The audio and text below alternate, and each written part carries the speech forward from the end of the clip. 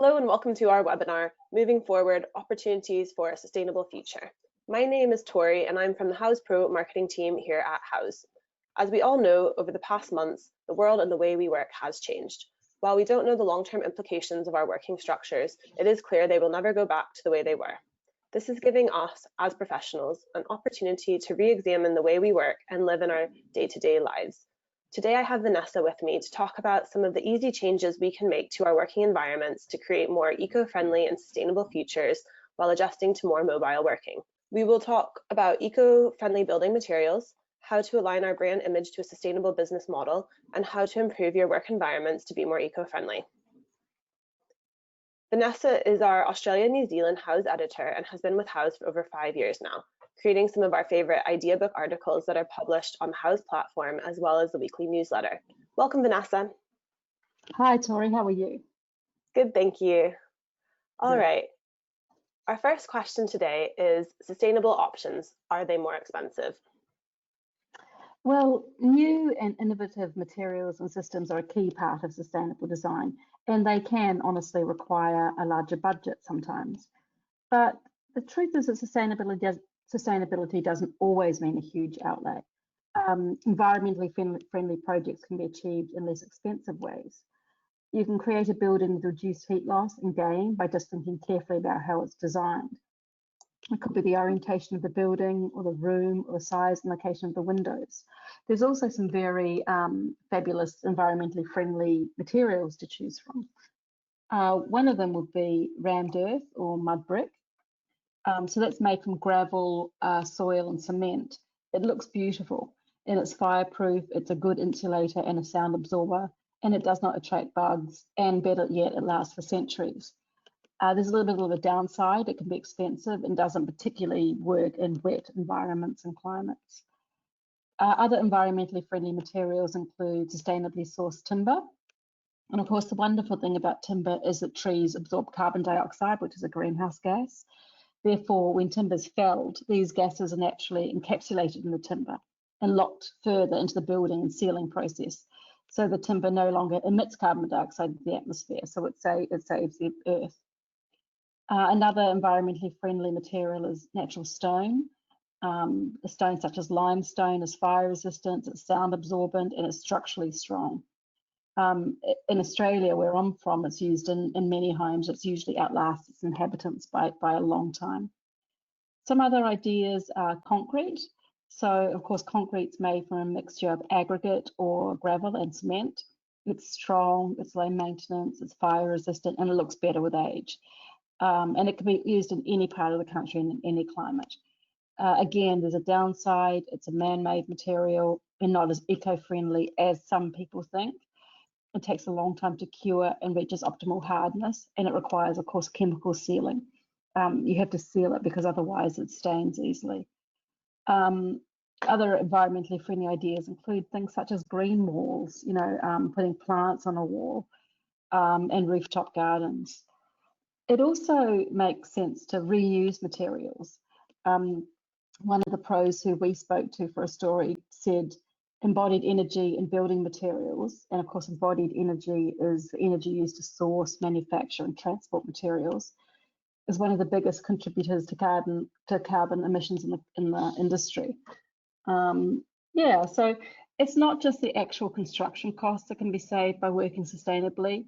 Eco-friendly choices in the office or studio can also result in lower overheads. Great, thanks. All right, next question. How can you align sustainable options with your brand profile? Well, it's important to recognize, I think, that using sustainable materials and design increases consumer trust. Consumers are placing an increased importance on sustainability. We looked at a 2018 Nielsen global survey, which found that 81% of respondents feel strongly that businesses should help improve the environment. So it's important to recognize that while your eco-credentials might not be a deal breaker, they can certainly help to build your relationship with individual clients and enhance your reputation within the wider market. It also adds value for clients. While style and practicality are usually essential requests from homeowners, the benefits of energy efficiency will pay off over the longer term. with increased efficiency as well as reduced bills. Using sustainable options also increases innovation. As you know, as a professional, it often takes a challenge to force creative thinking. A sustainable focus can prompt you to try new materials and design strategies, which actually could provide a more interesting and innovative result for your client. One pro that we spoke to mentioned that their clients' initial thoughts are mainly about adding solar panels or similar kind of bolt-on items. But don't forget there are other options too. For instance, closed cell spray foam insulation, which has a higher thermal insulating value with virtually no air infiltration. And using this actually saves on labour and time. So look widely and stay up to date and be informed and offer options to your clients. Great, that leads into our next question of how can I guide my clients to work with more eco-friendly products? It really comes down to you as a business and an individual about knowing about what's on the market and the innovative materials that are out there. For instance, when it comes to a finish for internal walls, it's good to consider lime rather than cement plaster. Lime's carbon neutral and can be crushed and recycled. Some innovations in the kitchen space. When you're looking at materials for kitchen workshops, recycled glass seems to be a real winner in the sustainability stakes. Recycled glass worktops consist of at least 90% glass. It's been crushed and set into resin. And the finished result can actually look a lot like concrete. It is a kind of attractive translucent quality. Plant-based materials are gaining ground in interiors, with manufacturers using natural products such as pineapple leaves and mushrooms to produce sustainable products. Cork's also another great one to introduce to your clients. Cork is of course made from the bark of the cork oak tree. It's harvested every 10 years without any harm to the tree. It's antimicrobial, hypoallergenic, biodegradable, recyclable, and it can be used on internal walls, floors, and furniture. It's also got great insulating properties. So there's a lot of, you can do a lot of research and get yourself up to date with what's out there and then to promote the sustainable products to your clients. I can also just run through a couple of our other favourites, which have quite fascinating histories in some cases, such as banana fibre fabric. So sometimes banana fibre fabric is called alpaca, and Nepalese artisans have used banana fibre for centuries, and they weave it into beautiful silky rugs. And these rugs also have a moisture wicking property that make it ideal for use in tropical climates. They're also used for things like seating and light shades. Pineapple. There's a Filipino company called Ananas Anam, and they've developed Pinatex. It's an alternative to chemical-dependent leather and petroleum-based textiles. And this pineapple-based fabric is biodegradable, renewable. It performs a lot like animal leather, and it's a much lower cost.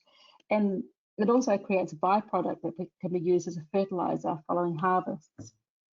Of course, then there's hemp, which can, when it's woven, is similar to a heavy linen, producing double to triple the fibre yield of cotton. And hemp is breathable, it's compostable fibre, and it's got a rustic kind of organic appeal, and that obviously aligns with what interiors are going through right now. There's also one that we love called mango wood. Now this is not a fabric fibre, but it's a waste timber from mango crops.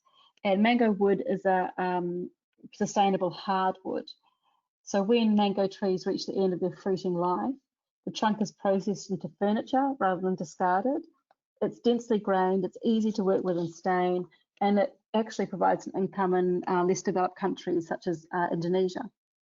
And the last one I'd just like to talk about is called peace silk, which are ahimsa silk, and that word comes from a Buddhist concept meaning non-violent.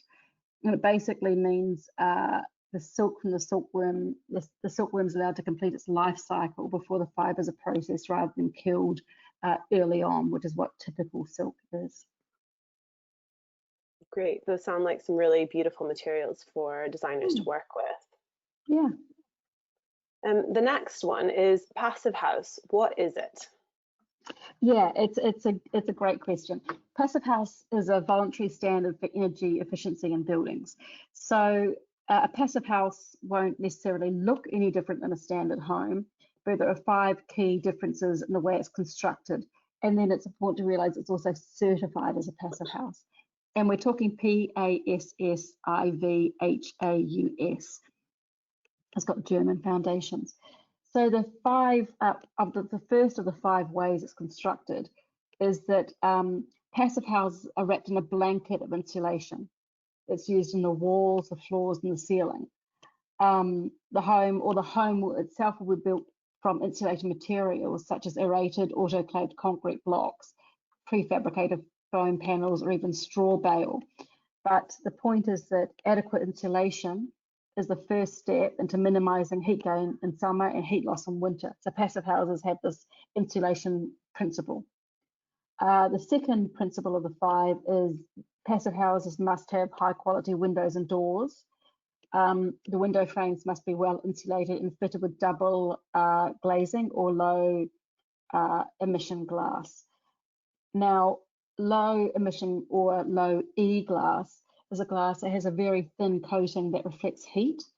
And this is great if you want to block hot sun. Yeah. So the third principle is eliminating what's called thermal bridges.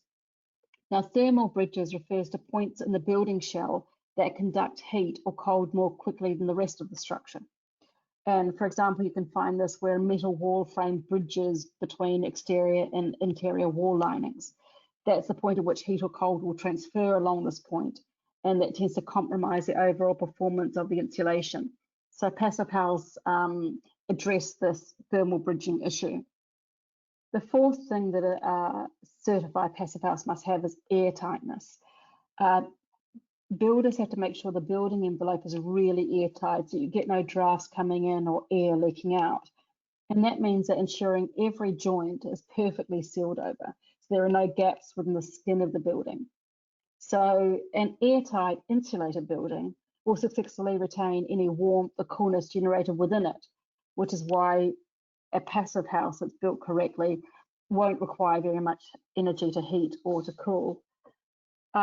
The fifth principle of a passive house is because the building is airtight and all drafts and air leakages are precluded, the airflow in and out of a passive house is controlled with a heat recovery ventilation system. So the HRV, as it's known, is pivotal to the functioning of the house. It flushes stale air out and replaces it with a constant supply of fresh, temperature-controlled, filtered air. So it stops the house from getting stuffy, it improves the air quality within the house, and in cold weather, it prevents the buildup of condensation. So HRV incorporates something called a heat exchanger.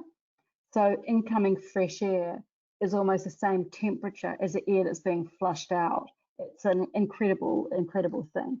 So those are the 5 principles that would make something earn the title of a passive house. Sounds very high tech and quite involved in order to get that qualification on the building site. It is quite a process to get passive house certification as a professional, but then, and it sounds relatively complex to design that building, but actually it's relatively straightforward. And you know what? The person who buys that building or who commissioned that building, they get a house that is so good in terms of energy efficiency that their ongoing bills and their comfort within the home will be superior. Yeah, I'm sure we'll be seeing lots of that in the future. I'd love to have a house that was properly insulated. Okay, our last question for today is, how can eco-friendly offices improve my own work environment? Well, as we've said in a lot of the answers to other questions, using eco-friendly materials benefits the earth and people who work or reside within these sustainable structures. Some ways that you can improve your own work environment is to work in wood. As we've said before, sustainably grown timber has great natural health boosting properties. Workers who work in a well-ventilated green office space can benefit with their concentration. Having kind of fresh, good air helps them work better and be more productive.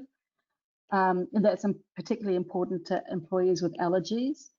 It's really important to consider installing a mechanical ventilation system in your office building so the air is constantly being circulated and is fresher. It's important to eliminate toxins because, of course, poor indoor air quality can cause discomfort, allergic reactions, and it can lead to a loss of focus.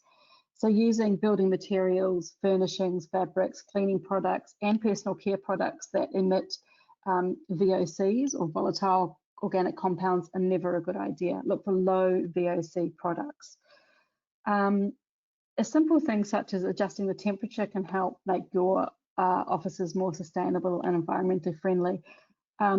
Some research indicates that employees perform 6% worse when the office is overheated and 4% poorer when the office is too cold. A good way to have a good, constant, correct temperature is underfloor heating.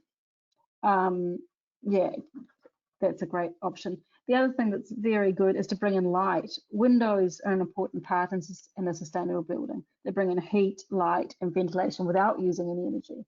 And of course, the light that they provide also has an impact on employees' sleep patterns and energy levels. And the last thing to leave you with is promote biodiversity and prevent the risk of flooding by ensuring there's plenty of green space outside your work building. You know, plants, shrubs, trees, places that people can access to breathe in that clean air is intrinsically positive for people's well-being. Yeah. Great. Well, that was so interesting. Thank you so much, Vanessa, for taking the time to go through that with us.